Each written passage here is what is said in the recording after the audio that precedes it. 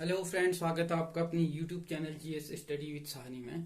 जैसे कि हम देख रहे थे संसदीय समितियां, जिसमें हमने प्राक्कलन समिति, लोक लेखा समिति, ये सारी विभागीय समिति ये सारी पढ़ ली थी। और जिसने भी वो वीडियो नहीं देखी है संसदीय समितियों की, तो प्लेलिस्ट में जाकर के आप उन वीडियो को देख सकते हैं। तो आज हमारी जो अगली संसदीय समिति रहने वाली है, वह रहने वाली है कौन सी? वह रहेगी जांच समिति। ठीक हो गया? तो आज हमारी रहेगी जांच समिति। आज हमें समितियों वाला चैप्टर पूरा का पूरा क्लियर कर लेंगे। तो जांच समिति हमारी जो है, इसके अंतर्गत भी 3 समितियां आती हैं। ठीक हो गया? अगर हम इसको देखें तो अगर इसको हम ऐसे डिवाइड करें तो इसके अंतर्गत 3 समितियां आती हैं। अगर हम सबसे पहले देखें, इसके अंतर्गत जो समिति आती है वह आती है याचिका या आवेदन समिति। ठीक हो गया? पहली आती है याचिका या आवेदन समिति। ठीक हो गया? याचिका या आवेदन समिति पहली आती है इसके अंतर्गत। अगर हम देखें इसमें दूसरी समिति की अगर बात करें तो दूसरी आती है विशेषाधिकार समिति। विशेषाधिकार समिति इसमें आती है। अगर हम इसमें तीसरी समिति की बात करें तो इसमें जो तीसरी आती है वह आती है आचार समिति। आचार समिति। अब हम इसमें एक एक करके इसके बारे में हम डिस्कस करते हैं कि जो ये समिति हैं यह क्या क्या काम करती है।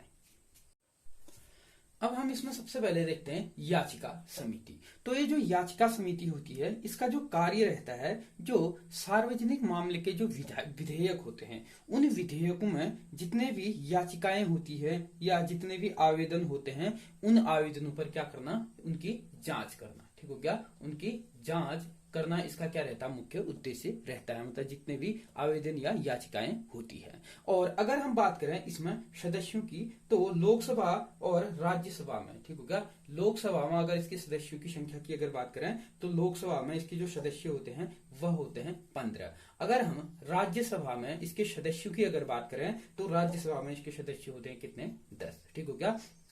तो जो ये याचिका जो समिति होती है या जो आवेदन जो समिति होती है, इसमें इसमें इसका जो कार्य होता है वह क्या होता है कि जो सार्वजनिक महत्व के जितने भी जो मामले दायर होते हैं, जो जितने भी याचिकाएं होती हैं, जितने भी कितने आवेदन होते हैं, उनकी जांच करना इसका मुख्य कार्य होता है। और अगर इसमें सदस्यों की अगर हम बात करें तो 15 सदस्य लोकसभा में होते हैं और राज्यसभा में इसके जो सदस्य होते हैं वह होते हैं कितने? 10 इसमें सदस्य रहते हैं। अब उसके बाद हम जो दूसरी इसके अंतर्गत जो जांच समिति के अंतर्गत जो दूसरी समिति इसमें देखते हैं, हम वो देखते हैं विशेषाधिकार समिति। यानी कि जो ये विशेषाधिकार समिति होती है वह क्या करती है? सदन में जो सदस्य होते हैं, सदन के जो इनकी सदन के सदस्यों के विशेषाधिकार,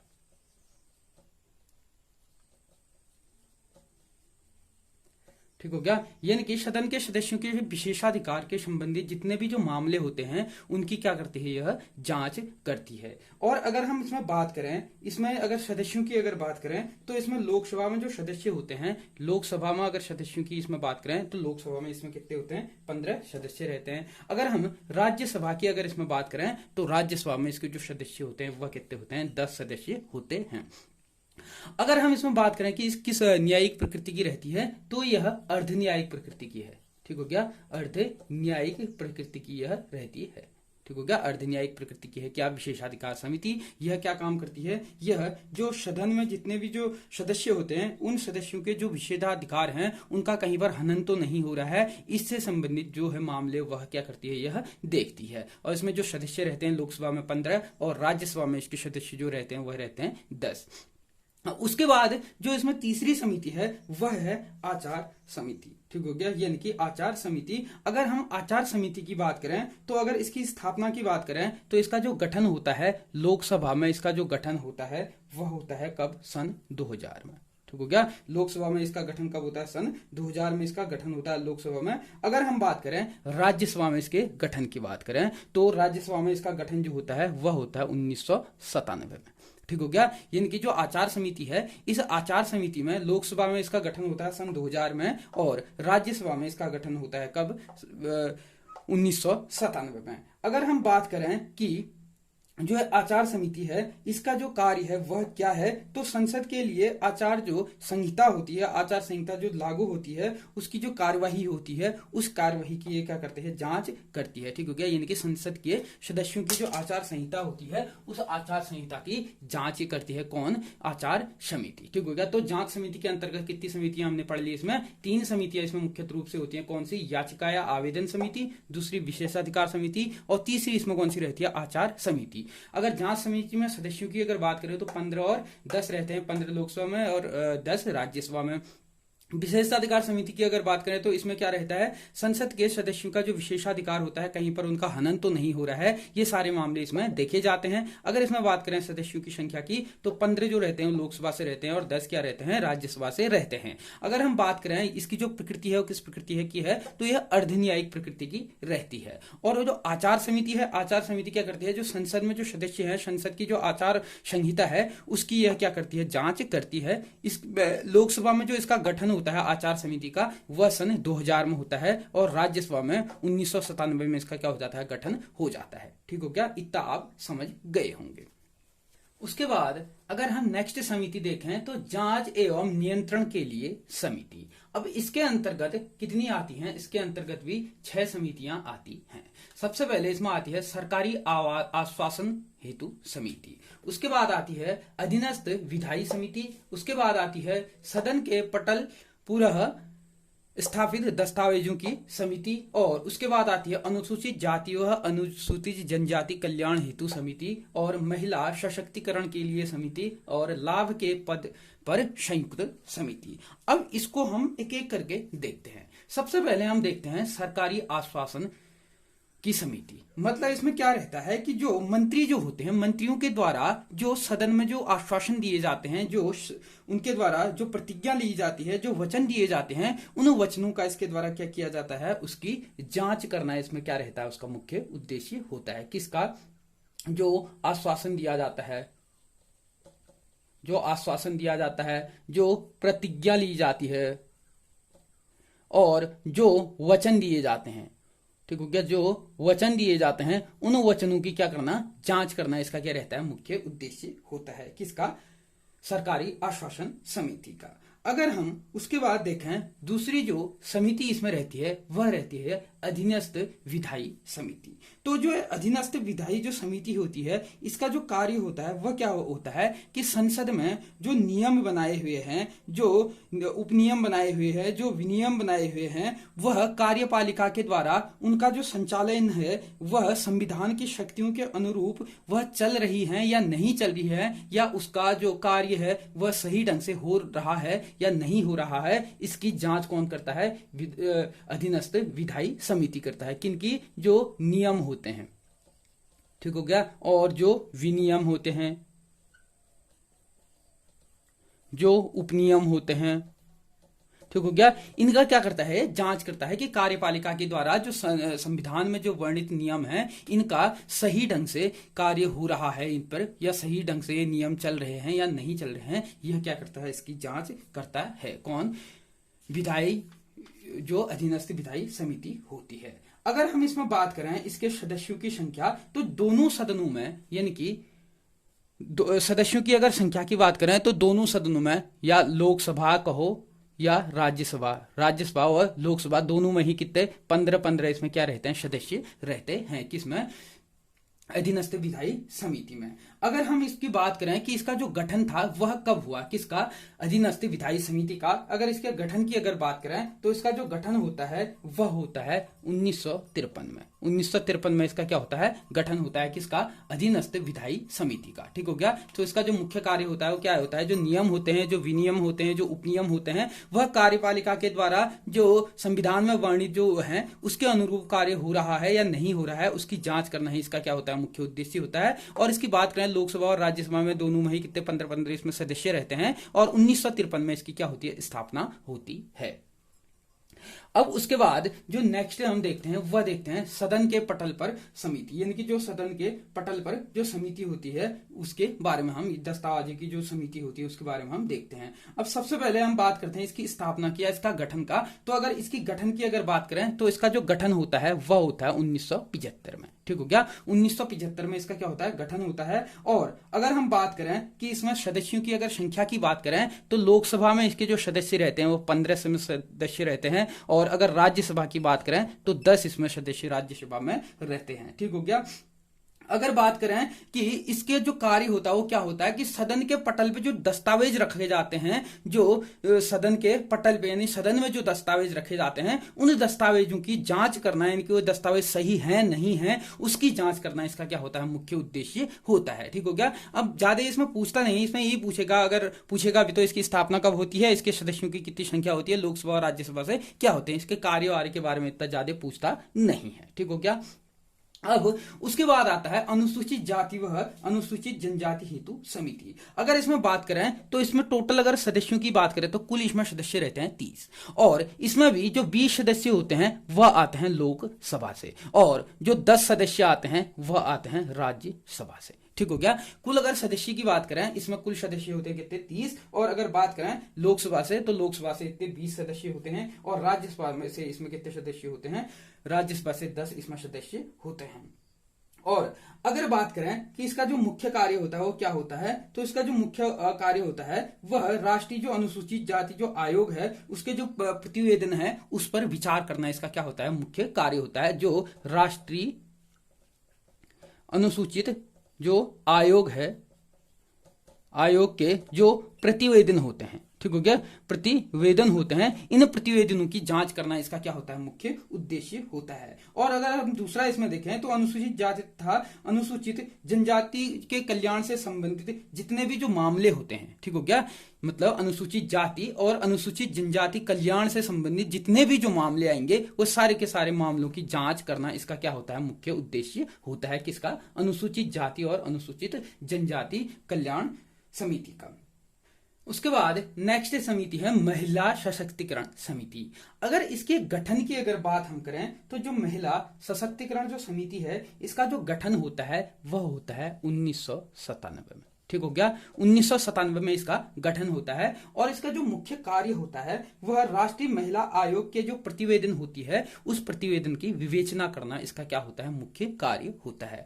अब खास करके जो कार्य है ना, कार्य से संबंधित इतने प्रश्न इसमें पूछता नहीं है। अब जो मैंने बताया प्राकलन समिति होगी, लोक लेखा समिति होगी, इनसे तो पूछता है क्योंकि ये बड़ी समितियां हैं संसद की, लेकिन जो ये अन्य समितियां हैं जैसे जांच समिति हैं, नियंत्रण समितियां हैं, इनसे इतने कार्य से संबंधित प्रश्न नहीं पूछेगा। पूछेगा तो इसकी स्थापना से, इसका गठन से संबंधित पूछ सकता है, या इसमें सदस्यों की संख्या से पूछेगा। तो इसका जो कार्य, अब स्वाभाविक सी बात है, महिला सशक्तिकरण जो संसदीय समिति होती है जो इसका कार्य होगा वो महिलाओं से संबंधित ही होगा। तो राष्ट्रीय जो महिला आयोग होगा उसके जो प्रतिवेदन होगी उसकी विवेचना करना है, इसका क्या होता है, मुख्य उद्देश्य होता है। उसी प्रकार अनुसूचित जाति और जनजातीय कल्याण के लिए जो समिति है, अभी उन्हीं के तो मामले देखेंगे, तो इसके कार्य से संबंधित इतना ज्यादा नहीं पूछता है। हाँ, अगर जैसे आप मेन से लिखते हैं उस टाइम पे आ सकता है, ये चीजें आती हैं कि इसके बारे में लिखिए, ये इसके कार्य हैं, वो सारी चीजें आपको उसमें लिखनी होती हैं। लेकिन वनडे एग्जाम में आपको ऐसा कुछ भी नहीं पूछेगा। पूछेगा तो इसके गठन से संबंधित पूछ सकता है, और पूछेगा तो इसके सदस्यों की संख्या से संबंधित पूछेगा। अगर हम बात करें इसके सदस्यों की संख्या की, तो जो महिला सशक्तिकरण जो समिति है इसके जो सदस्य रहते हैं वह कितने रहते हैं, उसके सदस्य होते हैं 30। ठीक हो गया, 30 इसके सदस्य होते हैं। अगर हम बात करें इसके सदस्यों की संख्या लोकसभा और राज्यसभा से, तो लोकसभा में जो इसके सदस्य होते हैं, लोकसभा में वह कितने होते हैं, 20 होते हैं, और राज्यसभा से कितने होते हैं, 10 इसमें सदस्य रहते हैं। अगर इसके गठन की बात करें तो गठन इसका कब होता है, 1997 में इसका गठन किया जाता है। उसके बाद नेक्स्ट जो उप समिति होती है लाभ के पद पर संयुक्त समिति। अब जैसा कि नाम से ही विदित है, लाभ के पद पर मतलब इसका कार्य ही क्या होता है, जो संसद के जो सदस्य होते हैं, ठीक हो गया, जो संसद के जो सदस्य होते हैं वह सदस्य किसी लाभ के पद पर तो नहीं है, इसकी जांच करना इसका क्या होता है, मुख्य कार्य होता है। अगर हम बात करें कि इस जो लाभ के पद पे जो संयुक्त समिति है। इस समिति में अगर हम सदस्यों की बात करें तो कुल इसमें सदस्य कितने होते हैं, कुल होते हैं 15 सदस्य, जिसमें से लोकसभा में इसमें सदस्य होते हैं कितने, 10, और राज्यसभा में इसके जो सदस्य होते हैं वो कितने होते हैं, 5 सदस्य होते हैं। तो ये थी हमारी जांच एवं नियंत्रण के लिए समिति, और इसके अंतर्गत समितियां जो आती है वो कितने प्रकार से, 6 समितियां आती हैं। आप अच्छे से इसमें समझ गए होंगे। तो इसी को नोट से भी बनाते चलिए, इसका नोट डाउन भी आप करते चलिए। उसके बाद नेक्स्ट समिति है दैनिक कार्यों के संबंधित समिति, यानी कि दैनिक कार्यों से संबंधित समिति। अब दैनिक कार्यों के अंतर्गत भी कितनी, 4 प्रकार की हम उप समितियां देखते हैं। सबसे पहले तो हम देखते हैं कार्य सलाहकार समिति, उसके बाद निजी सदस्यों के विधेयकों से संबंधित समिति, और नियम समिति, और सदस्यों की उपस्थिति से संबंधित समिति। तो इन समिति के बारे में हम देखते हैं। सबसे पहले हम देखते हैं कार्य सलाहकार समिति। जो कार्य सलाहकार समिति होती है, इसका जो मुख्य कार्य होता है वह होता है संसद के जो कार्यक्रम होते हैं और जो समय सारणी होती है, इनको नियमित रूप से चलाना, इसका क्या रहता है, मुख्य कार्य रहता है। क्या, संसद के कार्यक्रम और जो संसद के जो कार्यक्रम हैं और संसद के जितने भी जो समय सारणी है वह क्या करना है, नियमित रूप से चलाए रखना। ठीक हो गया, समय सारणी, ठीक हो गया। इनको क्या करना, नियमित रूप से चलाए रखना, इसका क्या रहता है, मुख्य कार्य रहता है। किसका, कार्य और सलाहकार समिति का। अगर हम बात करें इस समिति में जो सदस्य हैं उनकी अगर संख्या की बात करें तो लोकसभा में इनकी संख्या होती है, लोकसभा में इसकी संख्या होती है 15। अगर हम राज्यसभा की अगर बात करें तो राज्यसभा में इसकी संख्या होती है कितनी, 10। ठीक हो गया, लोकसभा में इनकी संख्या होती है 15 और राज्यसभा में इनकी संख्या होती है 10। किसमें, कार्य और सलाहकार समिति में। ठीक हो गया। इसके प्रश्न सिर्फ आपके सदस्यों की संख्या से ही संबंधित पूछे जाएंगे। उसके बाद आता है निजी सदस्यों से संबंधित विधेयकों से संबंधित समिति। निजी सदस्य का मतलब है कि जो मंत्री तो होते हैं, मंत्री के अलावा जो अन्य जो सदस्य होते हैं वह सदस्य जो विधेयक प्रस्तुत करते हैं उन विधेयकों की जांच करना, उस पर बहस के लिए समय देना, उसके लिए समय एक तिथि निर्धारित करना, यह क्या रहता है, इसका मुख्य कार्य रहता है। किसका, निजी सदस्यों के लिए विधेयकों से संबंधित जो समिति होती है, तो उनके जो विधेयक होते हैं उन विधेयकों को क्या करता है, ये उनकी जांच करता है, उसके लिए समय देता है कि उस पर बहस करने का समय देने के लिए यह समिति बनाई जाती है। और अगर हम बात करें इस समिति की, अगर हम बात करें कि इसमें जो नियम सदस्य और समिति है, इस समिति में अगर हम बात करें कि इसके सदस्यों की संख्या की अगर बात करें, ठीक हो गया, यानी कि लोकसभा में अगर इसके सदस्यों की संख्या की अगर बात करें तो लोकसभा में जो इसके सदस्य होते हैं वह होते हैं कितने, 15 इसमें सदस्य होते हैं। और राज्यसभा में इसके कोई भी किसी भी प्रकार की ऐसी कोई भी समिति नहीं है। ठीक हो गया, राज्यसभा में निजी सदस्यों के लिए जो विधेयकों से संबंधित जो समिति है, ऐसी समिति राज्यसभा में नहीं है। और राज्यसभा में जो ऐसा जो इसके लिए जो कार्य करती है, जो देखती है, वह देखती है जो राज्यसभा की जो समिति होती है, जो सलाहकार समिति होती है। ठीक हो गया, राज्यसभा की जो सलाहकार समिति होती है। ठीक हो गया, राज्यसभा का जो सलाहकार जो समिति होती है वही इसका कार्य क्या करती है, देखती है। उसके लिए अलग से कोई सदस्य समिति इसमें बनाई नहीं है। अब उसके बाद आती है नियम समिति। अब नाम से ही विदित है नियम समिति। तो नियम समिति का जो मुख्य कार्य रहता है वह कार्य पद्धति संचालन से संबंधित जितने भी नियम बनाए जाते हैं। ठीक हो गया, इनके संसद में जो कार्य पद्धति होगी, जो कार्य किस हिसाब से चलेगा, किस किस रूप से उसमें नियम बनाए जाएंगे, वो सारे मामले किसके अंतर्गत रहते हैं, नियम समिति के अंतर्गत वह देखे जाते हैं। यह क्या करती है, उसकी जांच करती है। ठीक हो गया। और अगर हम बात करें इसमें सदस्यों की अगर बात करें तो इसमें लोकसभा में इसके 15 सदस्य होते हैं। और अगर बात करें राज्यसभा में इस समिति की बात करें तो राज्यसभा में कितने सदस्य होते हैं, 16 सदस्य इसमें होते हैं। ठीक हो गया, राज्यसभा में इस समिति में 16 सदस्य होते हैं, लेकिन लोकसभा में इसमें 15 सदस्य होते हैं। अब इसमें देखने वाली अगर बात है तो अलग से एक चीज इसमें लिख लीजिएगा, जो इसमें अध्यक्ष भी होते हैं अलग से। तो जो लोकसभा में इसके होंगे वह लोकसभा के उपसभापति होते हैं। ठीक हो गया, लोकसभा के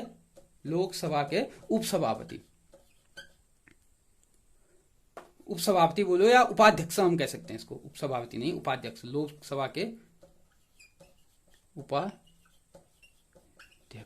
ठीक हो गया, लोकसभा के उपाध्यक्ष क्या रहते हैं, अध्यक्ष होते हैं किसके, नियम समिति के। और अगर हम राज्यसभा की बात करें तो राज्यसभा का कौन होता है, सभापति। इसका क्या होता है, अध्यक्ष होता है। ठीक हो गया, सभापति इसका अध्यक्ष होता है, किसका? राज्यसभा का। अगर लोकसभा की बात करें तो लोकसभा का उपाध्यक्ष इसका क्या होता है? अध्यक्ष होता है। समझ गए होंगे।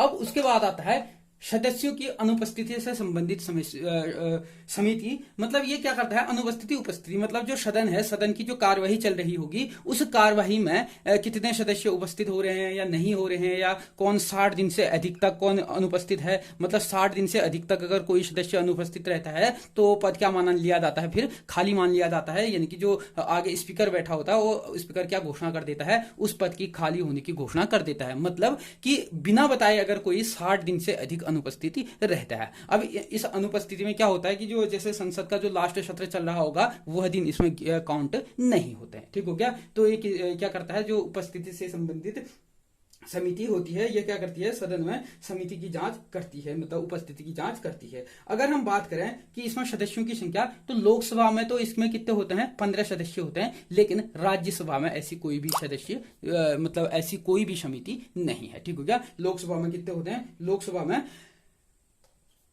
15 होते हैं, राज्यसभा में कोई भी ऐसी समिति नहीं है। और अब ऐसी समिति नहीं है इसका मतलब ये थोड़ी ना कि वहां पर उपस्थित नहीं होते होंगे या होते होंगे। तो इसके जो देखता है वहां पर, वो कौन देखता है? स्वतः ही जो राज्यसभा का सभापति होता है वह क्या करता है? इसको सभापति इसकी क्या करता है? इसकी देखरेख करता है कि कौन उपस्थित है या नहीं है। ठीक हो गया। तो ये हमने देखा क्या दैनिक कार्यवाही से संबंधित जो समिति होती है, इस समिति के बारे में हम इसमें देख लिया है। अब उसके बाद हम देखते हैं गृह व्यवस्था से संबंधित समिति। अब गृह व्यवस्था से संबंधित जो समिति है, इसके अंतर्गत आती हैं सामान्य प्रयोजन से संबंधित समिति, आवास समिति, पुस्तकालय समिति और सदस्यों के वेतन और भत्तों से संबंधित समिति इसके अंतर्गत आती हैं। अब हम सबसे पहले देखते हैं सामान्य प्रयोजन से संबंधित समिति।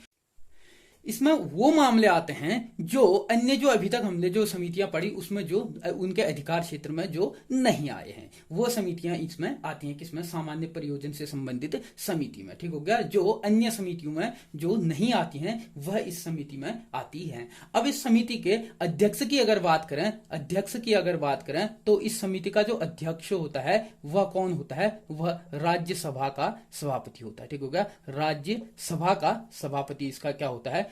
इसका अध्यक्ष होता है। ठीक हो गया। अगर इसमें अन्य सदस्यों की बात करें तो अन्य जो इसमें सदस्य होते हैं, जो विभिन्न जो समितियां हैं, समितियों के सारे कितने जितनी भी समितियां हैं उनके सदस्य इसमें होते हैं। और जो राज्यसभा है, राज्यसभा का उपसभापति इसमें आता है। और जितनी भी समितियां हैं उन समितियों के जो पदेन सभापति होते हैं वह सदस्य इसमें सारे के सारे आते हैं। ठीक हो गया। और इसके अधिकार क्षेत्र में वो मामले आते हैं जो अन्य समितियों में नहीं आते हैं। ठीक हो गया। इतना आप समझ गए होंगे। अगर हम उसके बाद करें आवासीय समिति, अब नाम से ही विदित है आवासीय समिति, मतलब आवासों से संबंधित मामलों को इसमें देखा जाएगा। मतलब जो राज्यसभा या लोकसभा के जो सदस्य होते हैं उन सदस्यों के जो आवास होते हैं, जो उनके टीएडीए से मामले जो रहते हैं, जो आवास से संबंधित उनके आने जाने की जो व्यवस्था होती है, जो ये सारे मामले किसमें देखे जाते हैं? आवास से संबंधित समिति में वो सारे के सारे मामले आते हैं। अगर इसमें बात करें सदस्यों के तो लोकसभा से इसमें कितने 12 सदस्य होते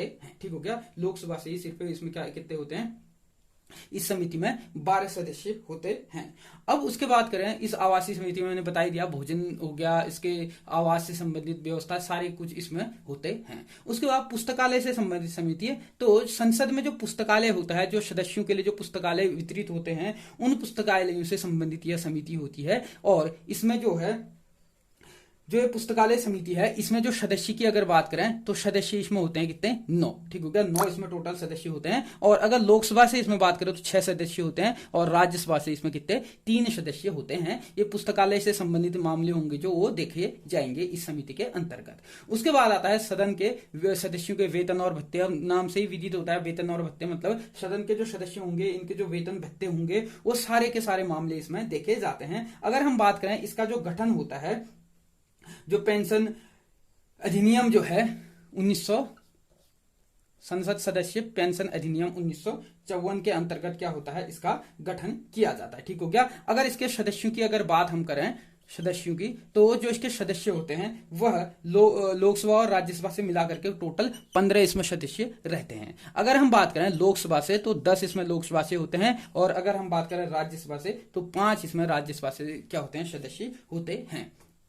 तो हमने जो ये संसद की जो समितियां हैं इन समितियों को पढ़ लिया है, ठीक हो गया। इनके हमने जितनी भी संसद की समिति के बारे में बताया इस वीडियो के माध्यम से, हमने सारी की सारी समितियां जो होती है उसको हमने इस वीडियो के माध्यम से कवर कर लिया है। अगर इसमें छूट गया है तो ये समझ लीजिएगा, जो हाँ एक इंपॉर्टेंट चीज नोट कर लीजिएगा, जितनी भी हमने समिति बताई है उन समितियों के जो सदस्य होंगे वह कोई भी मंत्री नहीं होता है, ठीक हो गया। कोई भी मंत्री इसका सदस्य नहीं होता है।